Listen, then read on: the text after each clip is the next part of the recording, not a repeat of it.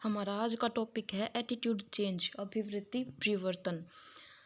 ये जो हमारा एटीट्यूड चेंज होता है ना, ये 3 प्रोसेस थ्योरी से होता है। और 3 प्रोसेस थ्योरी में क्या क्या पॉइंट होते हैं? सबसे पहला पॉइंट होता है अनुवर्तन यानी कि कंप्लियंस। सेकंड होता है तादात्म्यकरण यानी कि आइडेंटिफिकेशन। और थर्ड होता है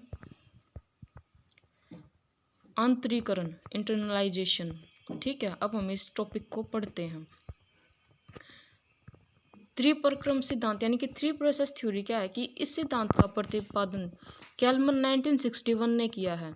इस सिद्धांत के अनुसार अभिवृत्ति संगठन तथा परिवर्तन को नियंत्रण करने में, देखो, संगठन और परिवर्तन इन दोनों चीज़ों को कंट्रोल करने में शक्ति, आकर्षण और विश्वसनीयता की भूमिका होती है।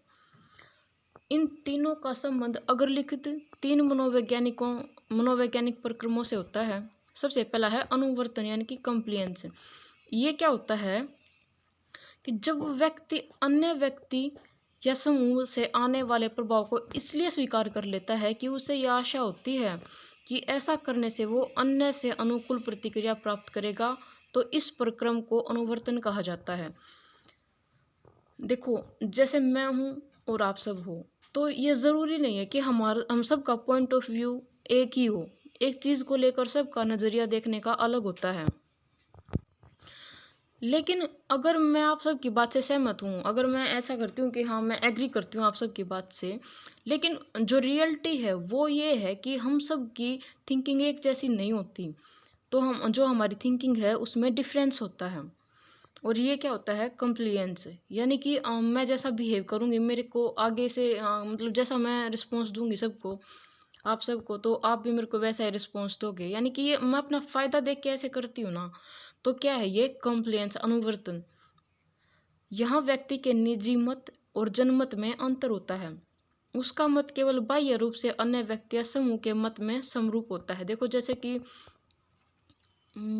सोसाइटी को लेकर देख लो, हमारे आसपास जो लोग होते हैं वो हमें ऐसा दिखाते हैं कि वो हमारी बात से सहमत हैं, बट रियल जो बात होती है वो क्या होती है कि वो बाहर से तो ये दिखा देते हैं कि हम हाँ हम आपसे एग्री करते हैं, आपकी बात से एग्री करते हैं, लेकिन सच्चाई तो ये है कि वो अंदर ही अंदर इस बात को नहीं मानते। यानी कि वो हमसे एग्री नहीं करते, सिर्फ अपने फ़ायदे और नुकसान के लिए हमारी बातों से एग्री करने का ये दिखाते हैं कि हाँ भाई हम एग्री हैं आपके साथ।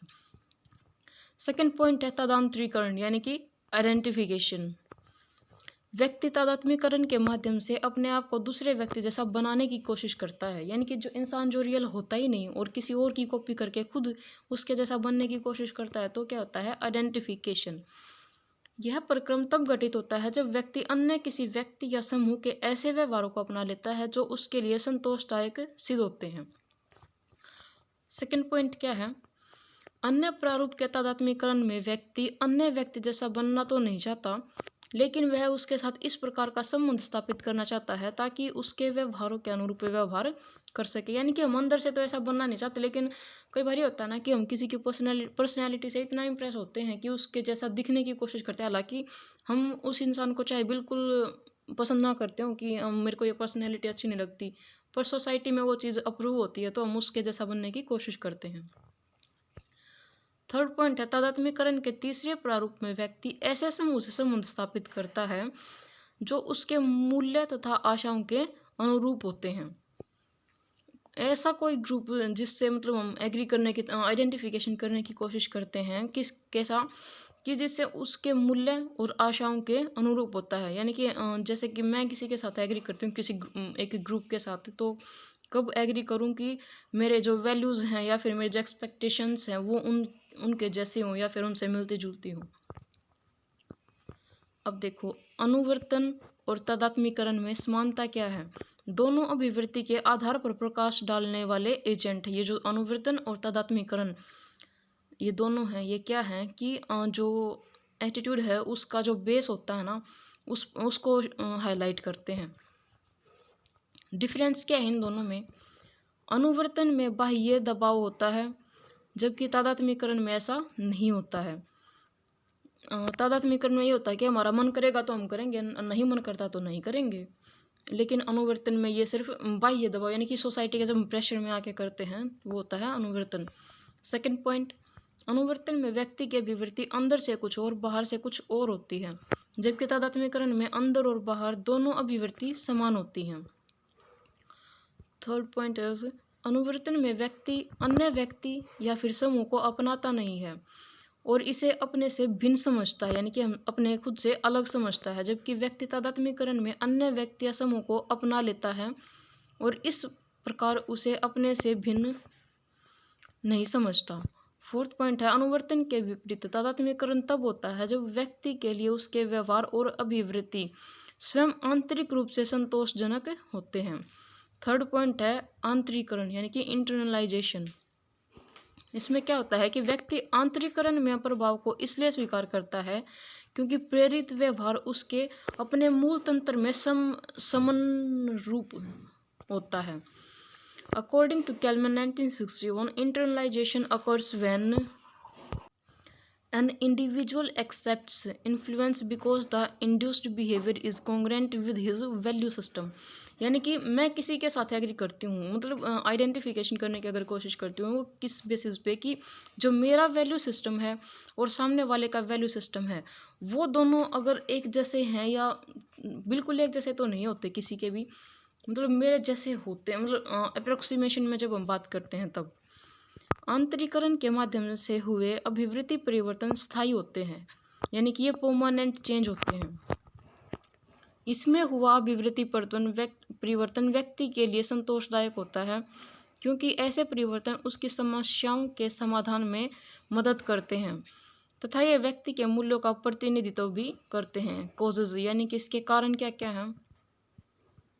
यदि प्रभाव डालने वाले व्यक्ति का उन पुरस्कारों व दंडों पर पर्याप्त नियंत्रण होता है जिन्हें प्रभावित व्यक्ति द्वारा प्रशासित किया जाता है तो इस दशा में अनुवर्तन प्रक्रम घटित होगा। यदि प्रभाव डालने वाले व्यक्ति तथा प्रभावित होने वाले व्यक्ति के बीच संतोषजनक संबंध होता है तो तादात्म्यकरण के घटित होने की संभावना ज़्यादा होती है। देखो सेकंड वाले में तो ये बता दिया कि अगर दो इंडिविजुअल हैं या फिर इंडिविजुअल टू सोसाइटी के बीच का जो रिलेशन है वो संतोषजनक है तो क्या होगा आइडेंटिफिकेशन, और अगर सिर्फ बाहरी दिखावे के लिए होगा तो क्या होगा अनुवर्तन। जब प्रभाव डालने वाला व्यक्ति एक अत्यधिक विश्वसनीय व्यक्ति के रूप में समझा जाता है तथा आंतरिकरण के प्रक्रम के होने की संभावना ज़्यादा, तो उस टाइम पे आंतरिकरण के प्रक्रम के होने की संभावना ज़्यादा होती है। जैसे कोई सेलिब्रिटी हो गया, हमारा जो भी रोल मॉडल होता है वो हो गया। रिएक्शन क्या होता है, जब प्रभाव डालने वाला व्यक्ति प्रभावित व्यक्ति के व्यवहार का निकटता से प्रेक्षण करता है, प्रेक्षण होता है ऑब्जर्व करना, तो अनुवर्तन का प्रक्रम होता है। सेकंड पॉइंट क्या है, अगर दोनों के बीच संतोषजनक संबंध है तो तादात्म्यकरण होगा। इंटरनलाइज्ड अभिवृत्ति एटीट्यूड होता है के प्रदर्शन की संभावना तभी रहती है जब इंटरनलाइज्ड एटीट्यूड से संबंधित मूल्य कायम हो। ये वाला टॉपिक यहीं पे ख़त्म हो गया। आगे है टाइप्स ऑफ एटीट्यूड चेंज। इसको फिर कभी मतलब कल देखते हैं, कल करती हूँ इसकी वीडियो अपलोड। Thank you.